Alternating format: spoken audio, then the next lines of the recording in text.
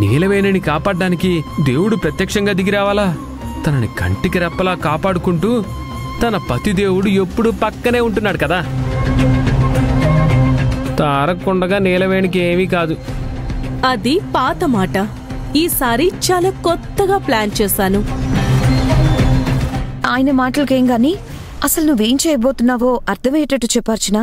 లక్ష్మీదేవి అమ్మవారి పూజ నీలవేణియే చేస్తుంది. తర్వాత పులిహోర దద్దోజనం కూడా పెడతారు.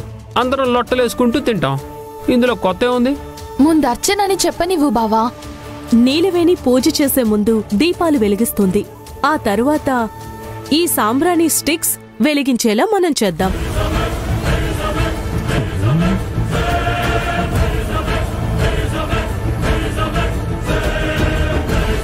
ఇందులో ప్లాన్ ఏముంది అర్చన?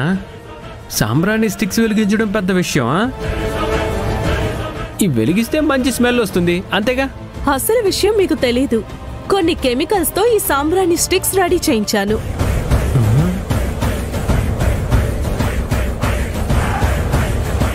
నీలవేణి ఈ సాంబ్రాణి స్టిక్స్ వెలిగించగానే సాంబ్రాణి స్టిక్స్ బ్లాస్ట్ అయిపోతాయి. అమ్మో! నీలవేణి మొహం కాలిపోతుంది.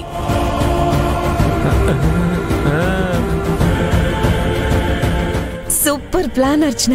నేను అస్సలు ఊహించలేదు. దానికి అలాగే జరగాలి. ఈసారి నీ ప్లాన్ పక్కా సక్సెస్ అవుతుందని నాకు అనిపిస్తుంది. అర్చన, నువ్వు చెప్పిన దాంట్లో మ్యాటర్ ఉంది. ఈసారి నీలవేణికి మడిత పూజే. కళ్ళు మూసి తెరిచేలోపు నీలవేణి మొహం మండిపోతుంది. ఇంతవరకు తారక్ అనుకున్నట్టు జరిగింది.